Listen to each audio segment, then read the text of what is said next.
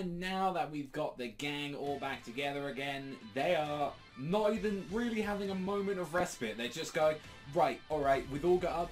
Yeah, this is what's happening. Alright, let's go. There's no breathing room for these characters where it's just like, we need to go now. Like, that is like, there wasn't even a chance to these guys to even get like any moments of rest. Although there's a weird moment, like a weird part of this chapter where like there's a part in this where it's like, oh, everyone's exhausted, right? And they've completely exhausted their mana. Let's just take care of that. And it's just like, oh, this is like what the one thing this character has that's completely like broken. And I guess now it understands why they added her into the Quartet Night game. So I kind of wish they clarified a little bit more with like Charming. I'm pretty sure they said like in like one chapter or something, but it feels like really weird that the fact that she's this overpowered, where it's like, why don't you just use her all the time? Why don't you just bring her to every single mission? And it's like all of the Black Ball's problems could mostly be sorted out from this. So we get off with this chapter with like seeing the nice little reunion between Luck and Magna, and I kind of really like this moment where he's like, "Yay, everyone, thanks for coming back," and he just drop kicks like Magna straight in the face, and he's just like, and everyone is like all blushing. He's just like, "Oh, you're hiding your like embarrassment after you two had a nice little hug and everything," and it's just like you like this nice brotherly embrace, and even like Luck's like blushing a little bit. He's like, yeah, like kind of like brotherly shit. Like that was kind of nice. So I was like, I really enjoyed that. And he's just like, oh, what happened to the city? That's all messing up. And he's like, you did that, you idiot? And he's like, bye. And like, I'm glad people like mentioned about the sword, and they were mentioning one thing about it where it's just like, was discussing this as well with him about something that's being able to absorb the magic and the magic effects from anything and what else. But one thing is that even if I can do it in a few hits, like as we saw with Luck, it takes multiple hits, and with the one guy beforehand, with the one sort of like elf dude that he undid it, it's like he can even undo reincarnation magic. So it's just like, I have no idea what this sword does, but I've got a general gist of what it does. And like seeing that it had to be mainly that explained it, where it's like, this is probably what this sword can do. But and I'm kind of glad they realized, and they kind of addressed the whole thing about the elf as well, where it's like, I don't think the guy, although psychotic and his mind was just twisted at that point, his original ideals wasn't that he was like a total bad guy. He wasn't just a scum, but it's just like, in the end and all that, he was happy and he felt like, I could have like maybe been friends with humans like you. It's just things would have been different if there was an alternate like timeline, if there was a what if here. And it's like, and this is an interesting thing where Luck acknowledges this, and he acknowledges this elf version of him where he's like, I saw the elves, they look like nice people, and the magic, like, you know, felt like sad and lonely, and I felt like we should like free them from it. And it's like, this is something that we can do for them. And like, it's a weird subject when they bring up, it's like, we need to free these souls of these elves, and it's like, what's kinder? Is it kind of like like some of these people having their second chance, like getting revenge on some of the people that they wanted to, or is it like kind of like freeing their souls from the suffering? Like there's kind of thing where it's like, do you want to live, or do you want to like just kind of move on, your spirit kind of like passing on? And it's like, we have a few people and all that who are like being possessed, and it's like, we need to take care of these guys and all that. And it's just like, even with like they're finally having like a moment just to talk, and like, we need to get back to the capital, guys, and all that. And it's just like, we saw some lights earlier, alright then, leave it to me. Like, it seemed like that exactly how, like, and this is another weird bit of the chapter where it's just like, Luck is seemingly got a power up because of this, where it's just like,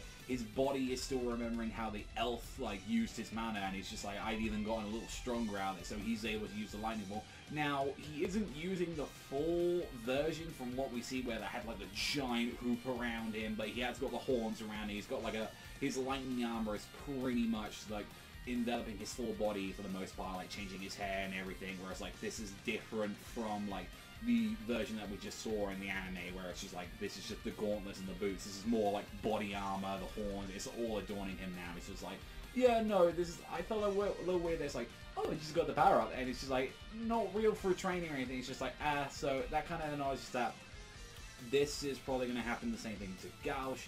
This is going to be happening, obviously, you know, like, regardless, I think it's going to be like a permanent upgrade again for him.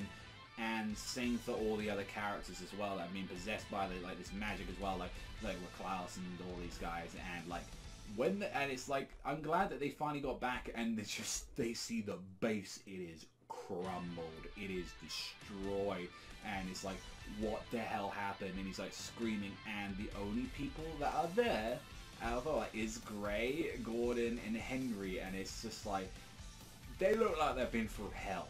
Like you just see them like just knocked out, they're bleeding, and it's just like, they look like this is shit. They just look like misery.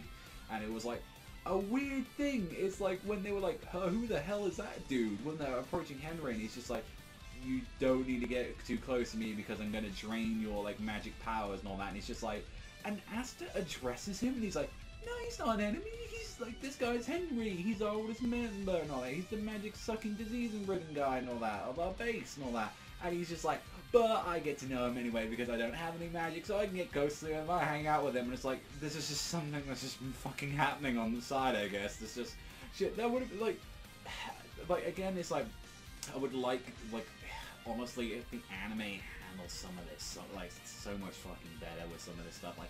Again, like when you see little bits like that, it would have been cool if you saw like little panels here and there where it's like Asta like looking around the base and he's like, ah, it's you, or some shit like that. Like honestly, I felt like how the animes handle some of the in-canon filler has been fucking terrible for the most part, whereas like if they want to drag out scenes, or they want to like extend stuff and all that to like go on pacing wise and all that, and it's just like, they could have done stuff like that, or they could have, like, you know, extended some of the characters' development a little bit more than what it was from, like, the original manga like that, because obviously the manga is a lot more fast-paced, and you just take that away from the anime version, which really takes a big dent into, like, a lot of, like, Clover and all that.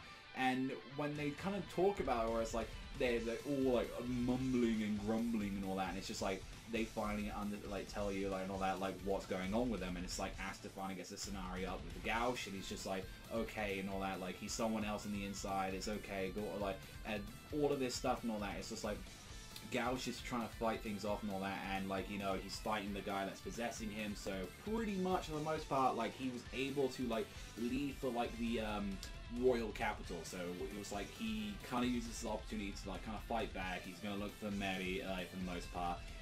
This is his excuse where it's like, this is why he didn't fuck them up so much. This is how they're kind of doing. So it's like, we have to go and save Gauche, which, as people know, as I've always mentioned, Gauche is one of my least favorite characters. Like, he's definitely like the one where it's like, I hate his whole sister-con relationship and all that. I hate like, a lot of the shit that's around him.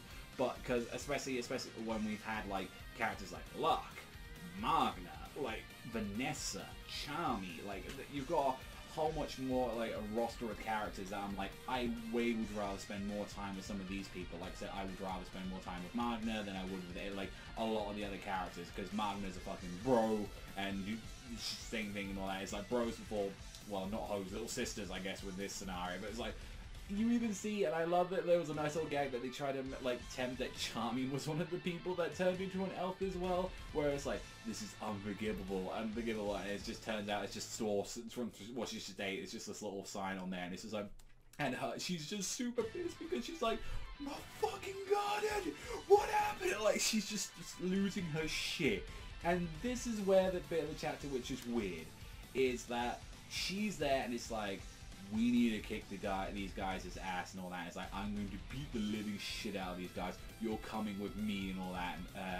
And here's the thing where it's like, oh, look, your magic power is low, and it's just like, fine, fuck it, why not? We're doing this, and it's like, let's do the whole like sheep cook thing, and it's just gonna make some food, and this food is magical, and it's making her magical out. Now, I would say Charmy in the game is kind of as a healer. She's the one that kind of, her and Mimosa are like the only two healers so far in the game, and it was like, Charmy, how I've always seen her, has always been like she's always been more of a mixed bag with her powers, where she's had offensive spells, she's had defensive stuff, she's had support now as well. Like, she's definitely powerful, like from what we see. She has like a multitude of spells on that, but this one is like, oh, that's just the problem solver and all that, and it's just like, and how she's describing it was like, eating the Master Chef's food easily lets you regain as much magical power as you eat, and it's just like, even everyone's like, that's fucking bullshit. Like, why didn't you do this earlier? And it's like, why don't you do that? And it's like, I kind of like at least like that like Asta was there. Was like, oh, maybe this might give me magic power. And it's like, no, if you had none from the beginning, you're not gonna just gain some from it. It's not just like, but still, I'm a little bit. Really, it brings back. I kind of like there was at least a respite, but it's like. Still, they kind of want to bring every one of the Black Bull members like into this as like it's like, okay, Henry, we need to get to the Royal Capital as fast as possible, and like it's like, right, I'm all back together now. Let's go about recombination. And this is the one thing I like is that they just turn the base into like a fucking like Megazord again. Like they just turn it into like the animal. It's just like this raging Black Bull rampage style. It's just like turns it into this giant chariot and it's charging in. And like yeah, this nice little bit at the end of the chapter where it's like you get all the like most of the Black Bull members like they go charge, let's go in. We're gonna set we the Black Bulls are gonna save their kingdom. And it's like let's go. And it's like okay, it's like for the most part like obviously. Comparing it from like last week's chapter was fantastic. It's like one of the best ones we've had for Black Clover in a very long time. Like especially with some other great stuff. This one is setting up the stuff now. It's like okay, we knew where this was going with Gauche. We kind of addressed a little bit more of the sword. We've got a very weird power up from like the two things I was a little bit weirded out by this chapter was definitely the whole thing with like just one, Charmy is broken as fuck, but she's like, oh, I have this from the start. I just never used this to begin with other members for the most part. And Luck as well with his whole power up, where it's like this is just how he just got this from here, where like accepting his other half. So we could see this as well happening to Gauche with cars like a bunch of the other people that got taken over by the elves. And like I said, I want to see how some of the other characters. Is it going to be that dire situation where we're going to get Fagolion back in action? What's happening with Leo right now? What's happening with like the other captains? What's happening with Charlotte? What's happening with like I want to fight? We still don't know anything really with Dorothy yet. That's the one captain that's like she hasn't had any action yet. So it's like we know that like probably when she gets serious, she's gonna either be like this most serious like fucking character out there, or when she wakes up, or she has some weird like counter spell or something from what we know on there. But at the moment, it's like the whole big main thing is like we're going to save as many people as we can, but we need to save our members because it's going to be a whole revolving rise, like, you know, your family, and that's a kind of big thing that they're going with right now with like the Black Bulls and all that.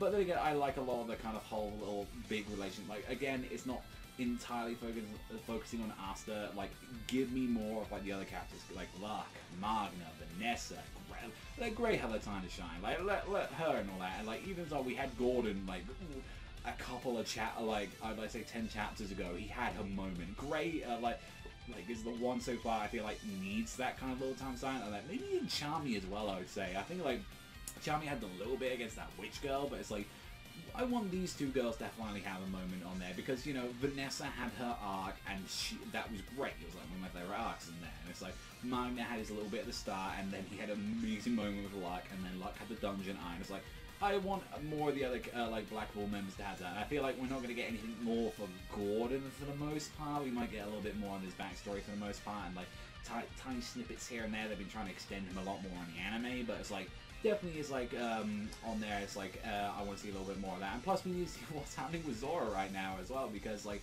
Zora like went out there with like Melodiona, and it's like she like as they're trying to retreat, so we haven't got everyone back yet. And we kind of need to see what's happening with Nozzle. Like, there's a bunch of characters going around right now. And it's like, we just brought back, like, around about, like, I like to say about 8, 9 characters back together. It's like, what do you know up to? Like, so much stuff. Like, there's a... Now, I feel like this is, like, Black Clover has become, like, the Bleach, where it's like, there are so many characters to follow around. It's like, here's this squad and their captain, and here the lieutenants, and it's like, oh my god, my brain. It's like, so we gotta follow that. We gotta follow everything that's happening with the Silver family, Noelle, Nozzle. We gotta follow the Crimson Lions, the Green Mantises. Like we gotta follow Charlotte's group with like the Blue Roses, whatever they're called. Like on there, like you know what's like happening with some of the other groups on there, like Fagolion, and like what's happening. Like fuck it, I doubt we're gonna get anything with the Purple Walkers. They've been done. I think like Purple Walkers are just gonna be a thing from the side. We're not gonna see anything happening with them, and then. Also as well, a lot of people are going to react to this is going to be when they find out about Julius as well. So it's like, that's got to happen. And like what Yami's been doing since then, like has he been kind of taking in charge right now? Like so much stuff. But that is all from me. Thanks always for watching, and I'll see you guys though